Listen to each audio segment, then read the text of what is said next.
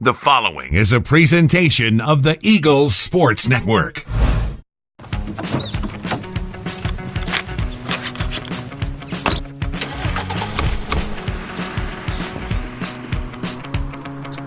Hello everyone, it's season 2, episode 4. We've got a coach, we're in a car, we're getting coffee. I'm Adam Cavalier alongside defensive coordinator Larry Slade for our 4th episode of season 2. And Larry, you've been around the block a few times here at Carson-Newman, and you went through one cycle, kind of built up a secondary, had multiple All-Americans, and Des Farrell, Darius Williams, those guys graduate, and it feels like this crop of your secondary is progressing to where that 2019 team ended up in terms of what it was capable of doing defending against the pass.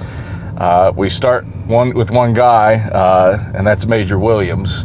Yeah, I think that when you start comparing this secondary to the 2018, the thing that you'll see here is, you see Major, obviously, but then Kendall Williams is outstanding. Jalen Anderson is outstanding. Jet Jones is very reliable and is really coming along. So that group, it's an outstanding group. There's a possibility that 3 of those guys could be All-American type guys. So yeah, we're excited about them. I want to go back to something you said last year, and my brain has retained some of the information. Your grading system was color-based, right? Right. Green is your... green, when we tell a guy that he's in the green, then he's not going to play unless it's an emergency. Okay. A red is a guy that's an All-American type guy. He can go out and play every snap and play that way. And I look at our guys, and I look at Kendall as being a red. I look at Jalen as being a red, and I look at Major Williams as being a red. And then the other category is blue. Blue is a category where you feel good about putting them in the game. You're going to promise them they're going to play. Okay? Yeah. So they're those kind of guys, and I think that Jet Jones fits into that area. Now, the other one that could end up in that area would be Will Johnson, outstanding player transferred from Benedict. He's challenging. He's going to be in that mix. He may be a starter in our dime package, so we're excited about it. I think that's fascinating. I couldn't remember which end was the high end, if it was the green or the red. But last year you said you thought you had one guy in the red and you didn't name a name. And This year it's instant. You got 3 guys that are red. What's that say about their work ethic, their progression over the course of the off season? Well, they put the time and work in, and you'd see those guys out there in June working. You see them in the weight room working their butts off. And the thing that affords them to, it informs the team that these guys are leaders because of what they do, how they work, their work ethic, their ability to make plays. Major made a play out there today that, man, I can't wait to see it. We're in a coverage that really, he shouldn't have been involved, but I think he saw the court. Hey, those guys just make plays. I think in how they move, that was the thing that always stood out to me about Des and Darius, was how they moved. Yeah. It was more of a glide. Well, than a they run. got the ability. When you are athletic, the first thing, you can run. That's a big thing, but the ability to change directions is unbelievable, and that's what those guys are all good at doing, and they just have this playmaking mentality. Kendall is a guy that, my goodness, you love coaching him. He's one of those guys that you're constantly saying, hey, hold up, man. Hey, you're going to get a penalty, man. You're constantly pulling him off. You don't have to push him to it. love them, love coaching those guys like that. They are constantly trying to make plays, and they're really working hard to make their teammates better. Schematically, I think about your defenses over the years, and they've always had a ball hawking nature to them. It really didn't show up statistically in terms of interceptions last year, but you're top 5 in the country in pass breakups. Which, right, so we need to catch more balls. Okay. At least not getting completed. Yeah, no, they got around a lot of footballs, and we, as a defense, need to do a better job of turning the ball over. So when we got an opportunity to get our hands on the ball, we want to do a better job catching it. You think of the number of times that guys got hands on a pass, though. Right. I know you said you want them to catch it, but just how valuable is that, especially playing man as much as you do, that they're able to get that head on a swivel and knock something away? That's big because those plays get you off the field. They get you off the field, and you're right. Last year, when you look at us in third down, we were in a lot of man because we had a nickel. We had, if you can imagine, you got Kendall and Juice, Kendall and Major playing on the 2 inside receivers. You got Jalen and Jackson Ward on the outside. Goodness gracious, guys, let's go match them up and play. Yeah.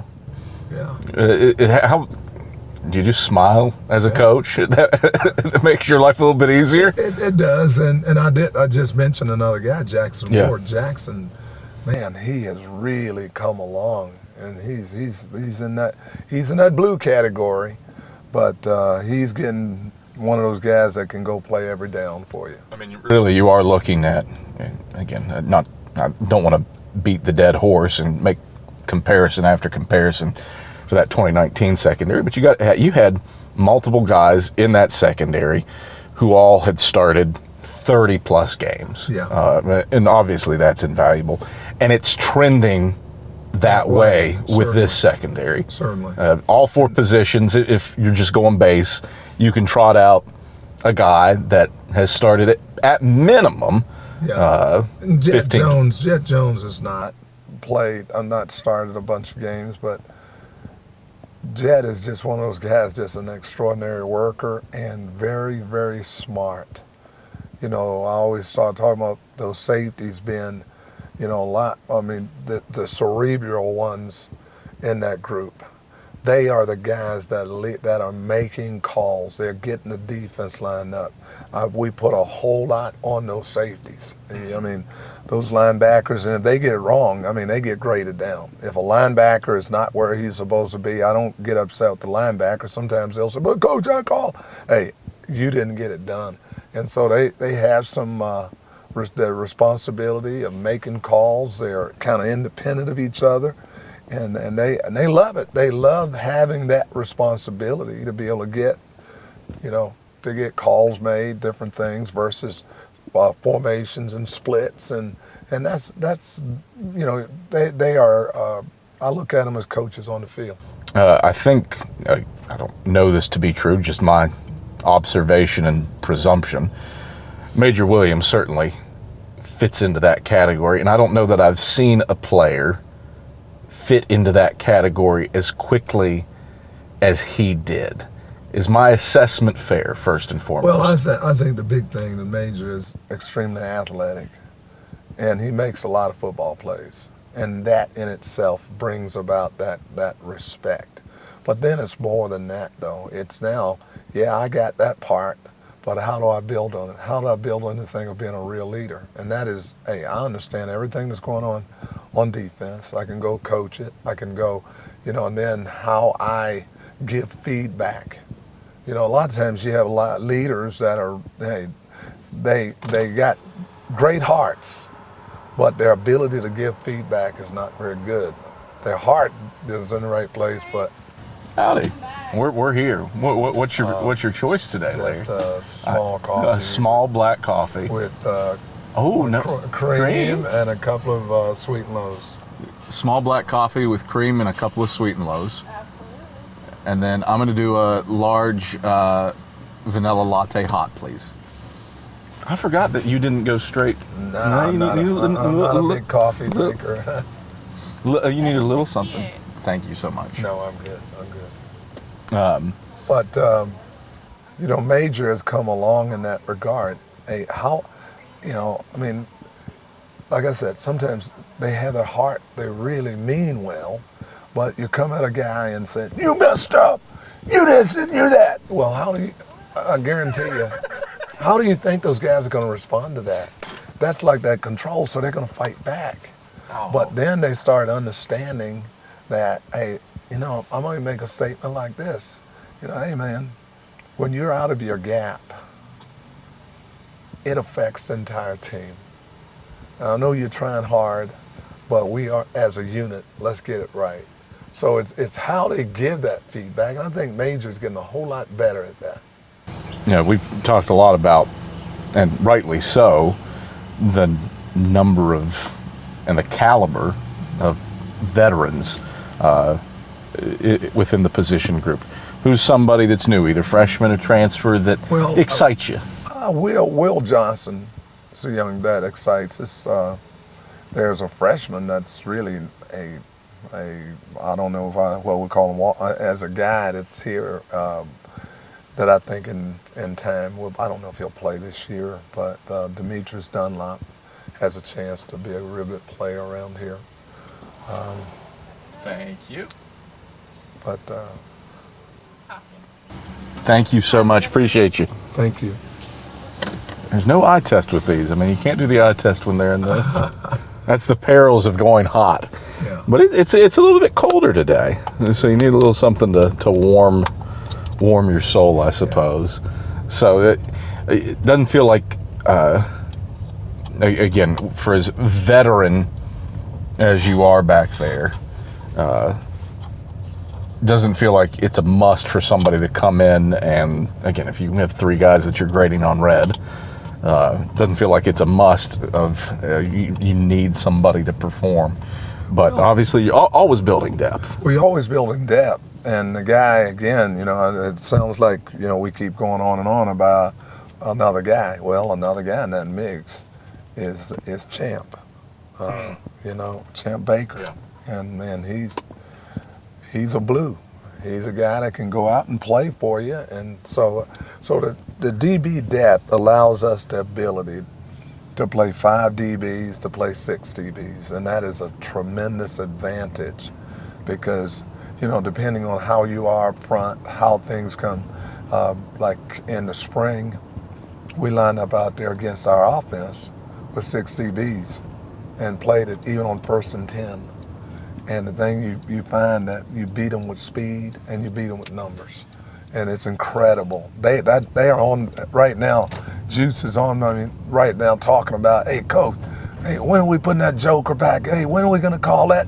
Are we going to do that today? Kendall, the same thing. Coach, come on now.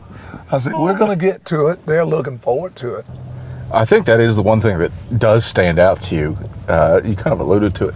Team speed at that position is staggering how quick your secondary is. And I mean, just what does that enable you to accomplish as a coach? Well, it allows you to do some things, but then you build on it. You look at the linebackers. They can run now. I mean, when you start looking at Christian Hicks and Jake Cottle, but then they are being pushed by 2 guys. Nehemiah McCoy is at a wheelbacker, and then Jameer Augustine. Mm-hmm. And that's depth that we didn't have at linebacker. So that's big time. And then up front, I know we're going fast because I think, we can talk about the secondary, and I think that's really good. But as you know, it does start up front. And you get guys like Big Ed, Varee, Jaheim is looking good, big old guy like that. David Alexander, Jacory. So we're building depth. It's fun to be able to talk about some of that and so, wonder who's going to play here, wonder who's going to play here. So we got to really work on keeping them healthy. They really have bought in. I think that's the best thing about this team, and just not the defense, but I think this team is just bought in. They go out there and you watch them practice. They practice hard. There's very little complaining about, well, we're doing this, we're going to, you go back to that COVID year or go back to that one bad team. I hate to even, I have nightmares thinking about that team. But, but they just, that their attitude was different. This attitude is, these dudes want to win, and they're doing everything they can to win. Larry, pleasure as always. All right. Thanks for stopping by. Well, we appreciate it. I hope I didn't. No, you're gold. That's defensive coordinator Larry Slade, voice of the Eagles, Adam Cavalier. Thanks for watching. Appreciate you.